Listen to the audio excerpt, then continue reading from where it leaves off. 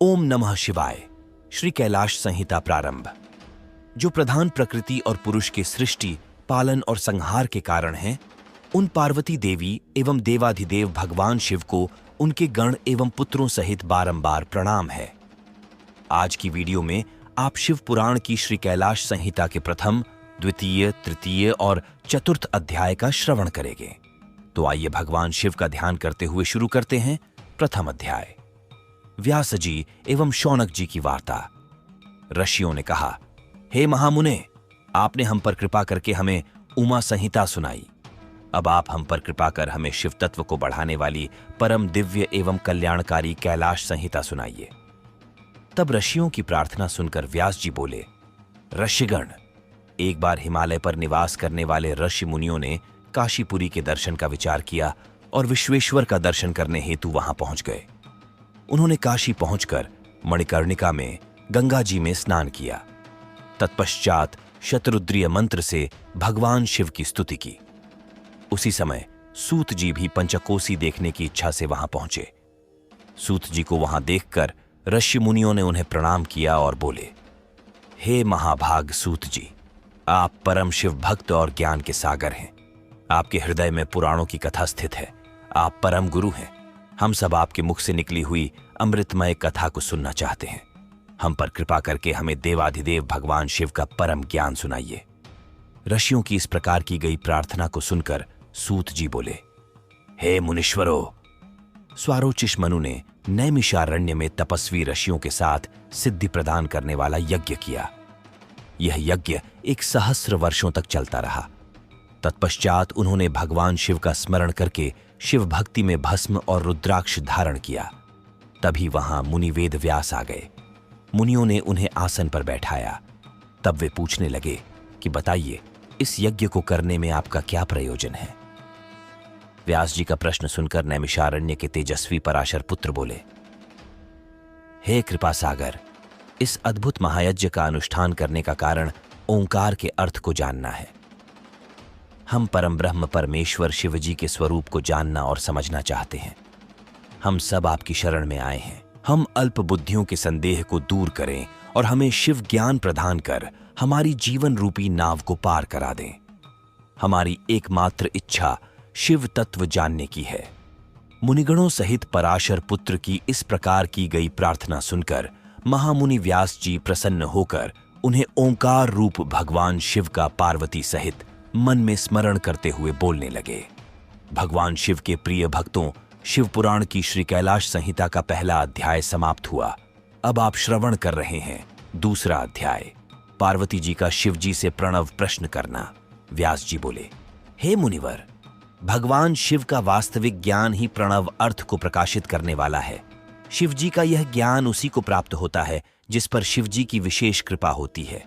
प्राचीन समय में दाक्षायणी सती ने अपने पति भगवान शिव की निंदा सुनकर अपना शरीर त्याग दिया था।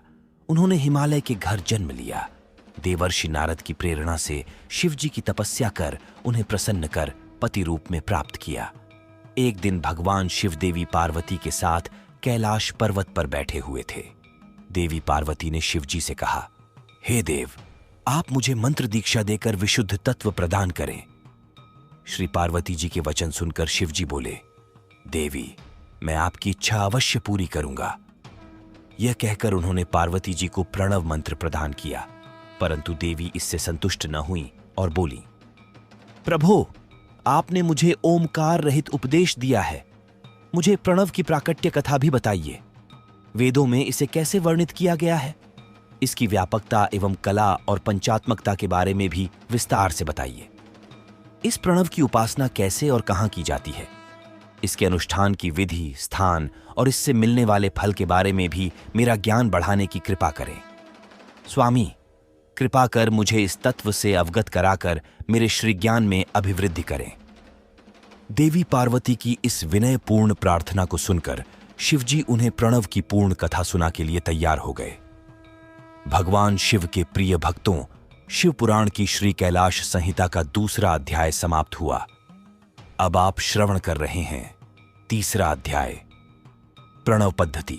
भगवान शिव बोले, हे प्राण प्रिया, हे देवी, आपकी इच्छा पूरी करना मेरा धर्म है।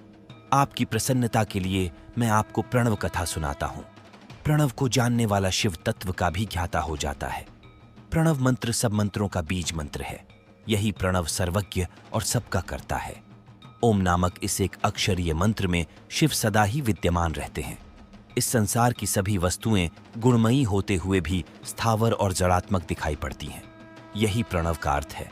यह ओम मंत्र ही सब अर्थों का साधक है। इसी अकार प्रणव से शिव अर्थात मैं सर्वप्रथम इस जगत का निर्माण करता हूं। वही शिव ही प्राण रूप और प्रणव शिव रूप है। मैं ही ब्रह्मर्षि और एकाक्षर रूप हूं। इस संसार में प्रणव ही सबका करता है। मुमुक्षु ही इस निर्विकार परमेश्वर प्रणव को जान और समझ सकते हैं। प्रणव मंत्र ही सभी मंत्रों में सर्वश्रेष्ठ है और शिवमणि माना जाता है। यही ओंकार मैं काशी में प्राण त्याग देने वालों को प्रदान करता हूं। इसे जानने वाले को परम सिद्धि प्राप्त होती है। इस पवित्र प्रणव रूपी ओंकार मंत्र को प्राप्त करने के लिए सर्वप्रथम कला का उद्धार करें। जो पहले आकार को प्राप्त कर चुके हों उन्हें निवृत्त कला की प्राप्ति का विधान करना चाहिए। तत्पश्चात उकार में ईंधन, मकार में काल कला, नाद में दंड और बिंदु में ईश्वर कला का उद्धार करने का उपाय करें। ऐसे ही पंचवर्णीय प्रणव का उद्धार होता है। इन 3 मात्राओं और बिंदु नाद का जाप करने से प्राणियों को मुक्ति और मोक्ष की प्राप्ति होती है। यही मंत्र सबके हृदयों में प्राण बनकर जीवन प्रदान करता है। फिर यही ओम हो जाता है। इसी ओम का वर्णन वेदों में भी है और यही ओंकार मैं हूं। इसी के आकार के रजोगुण से ब्रह्मा, उकार से प्रकृति, सत्य गुण से जगत के पालनकर्ता श्री हरि और मकार से पुरुष तथा तमोगुण से पापियों का संहार करने वाले शिव उत्पन्न होते हैं। तत्पश्चात साक्षात महेश्वर जो बिंदु रूप हैं और नाद रूप हैं का प्राकट्य होता है। यही सब पर कृपा करने वाले हैं। इसलिए जब भी शांत चित्त से ध्यान लगाएं उस समय नाद रूपी शिव का ही स्मरण करें। वे ही साक्षात मंगल रूप हैं। ये शिव ही सर्वज्ञ, सत्य के कर्ता, सर्वेश, निर्मल, अविनाशी, अद्वैत और परम ब्रह्म हैं। वही व्यापक हैं और हर जगह स्थित हैं। इसीलिए हमेशा सद्य, वामदेव, घोर, पुरुष, ईशान नामक ब्रह्म स्वरूप का ही स्मरण करें। यही मेरी मूर्ति है। यही प्रणव मंत्र की उत्पत्ति और पद्धति है। भगवान शिव के प्रिय भक्तों, शिव पुराण की श्री कैलाश संहिता का 3रा अध्याय समाप्त हुआ। अब आप श्रवण कर रहे हैं 4था अध्याय, संन्यास का आचार व्यवहार। शिव जी बोले, हे देवी पार्वती, अब मैं तुम्हें संन्यास और आहनिक क्रम के विषय में बताता हूं। सर्वप्रथम सुबह ब्रह्म मुहूर्त में उठें और अपने आराध्य गुरु के चरणों का स्मरण कर उनके मनोहर रूप को नमस्कार करें। हाथ जोड़कर उनसे विनती करते हुए कहें कि भगवन, सुबह से लेकर रात तक मैं जो कुछ भी कार्य करता हूं उसमें आपकी ही प्रेरणा शामिल है। वही मुझे हर मुश्किल कार्य को करने की शक्ति और सामर्थ्य प्रदान करने वाली है। किसी भी कार्य को करने का आप ही मुझे बल प्रदान करते हैं। हम आपकी पूजा करते हैं। कृपा कर हमारी पूजा स्वीकार करें। यह कहकर गुरु से आज्ञा लेकर आसन पर बैठें। आसन पर बैठकर प्राणायाम करें। आसन में ध्यान लगाएं और 6 चक्रों का स्मरण करते हुए उन चक्रों के बीच में मुझ सच्चिदानंद निर्गुण ब्रह्म और अनामय रुद्र शिव का चिंतन करें। तत्पश्चात ध्यान एवं पूजन से निवृत्त होने के बाद ही अपने अन्य कार्य करने आरंभ करें। सर्वप्रथम उठकर देवाधिदेव सर्वेश्वर का ध्यान करना भक्ति मुक्ति प्रदान करने वाला है। इसलिए ध्यान के बाद ही अन्य कार्य करने चाहिए। फिर अपने नित्य प्रतिदिन के कार्यों को करें। स्नान करने के पश्चात पुनः गुरु द्वारा बताई विधि के अनुसार पंचाक्षरी मंत्र का जाप करें। ओंकार का मन में ध्यान करते हुए 3 बार अर्घ्य दें। तत्पश्चात ओम नमः शिवाय मंत्र का 108 बार जाप करते हुए 12 बार तर्पण करें। फिर आचमन करके 3 बार प्राणायाम करें। पूजा के लिए पूजा स्थान पर जाते समय मौन अवस्था में हाथ पैर धोकर ही जाएं। प्रवेश करते समय दाहिने पैर को ही आगे रखें। भगवान शिव के प्रिय भक्तों, शिव पुराण की श्री कैलाश संहिता का 4था अध्याय समाप्त हुआ। अगले भाग में आप श्री कैलाश संहिता के 5वें अध्याय का श्रवण करेंगे।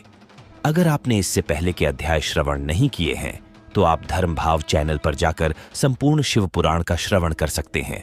वीडियो पसंद आई हो तो वीडियो लाइक जरूर करें और अगर आपने चैनल को सब्सक्राइब नहीं किया हो तो चैनल को सब्सक्राइब कर बेल आइकन दबाना ना भूलें।